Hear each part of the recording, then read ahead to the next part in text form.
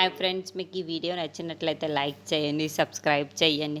చైత్రాన్ని వెతుక్కుంటూ పద్మావతి గుడికి వస్తూ ఉంటుంది. ఇంతలో అక్కడికి మురళీకృష్ణ వచ్చి, ఏంటి నన్ను చూసి భయపడ్డావా అని చెప్పేసి అంటాడు. ఆ మాటలు వినగానే అక్కడున్న పద్మావతి అయితే నువ్వు పక్కకు తప్పుకో అని చెప్పేసి అంటూ ఉంటుంది. ఇంతలో అక్కడున్న మురళీకృష్ణ అయితే నీకు విషయం చెప్పనా, ఇప్పుడు శ్రీ శ్రీ విక్రమాదిత్య గారు సతీ సమేతంగా ఇప్పుడు ఈ గుడికి వచ్చారు, వీళ్ళు చూసుకో అని చెప్పేసి అంటూ ఉంటాడు.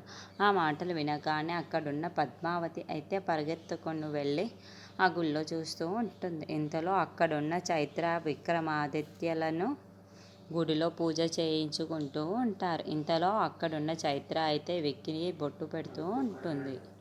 అక్కడున్న విక్కీ కూడా చైత్రకి బొట్టు పెడుతూ ఉంటాడు. అది చూడగానే అక్కడున్న చైత్ర అయితే చాలా సంతోషిస్తూ ఉంటుంది.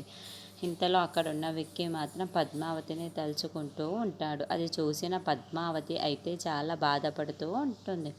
ఏంటి వీళ్ళిద్దరు ఇంత సంతోషంగా ఉన్నారా, నేనే మధ్యలో జూరి నేనే వీళ్ళ ఆనందాన్ని చెడగొడుతున్నానా అని చెప్పేసి అనుకుంటూ ఉంటుంది.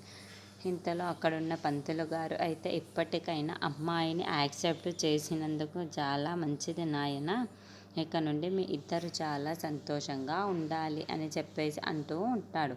ఆ మాటలు వినగానే అక్కడున్న చైత్ర అయితే చాలా సంతోషిస్తూ ఉంటుంది. ఇంతలో అక్కడున్న విక్రమ్ తలుచుకుంటూ చాలా బాధపడుతూ ఉంటాడు. అది చూసిన పంతులు గారు మాత్రం, ఏంటి నాయన అలా ఉన్నావు, ఇంకా మీ ఇద్దరు చాలా కలిసి చాలా సంతోషంగా ఉండాలి అని నేను దీవించాను అని చెప్పేసి అంటూ ఉంటాడు. ఆ మాటలు వినగానే అక్కడున్న విక్కీ అయితే నవ్వుతూ ఉంటాడు. అది చూడగానే అక్కడున్న పద్మావతి అయితే చాలా బాధపడుతూ అక్కడి నుండి వెళ్ళిపోతూ ఉంటుంది.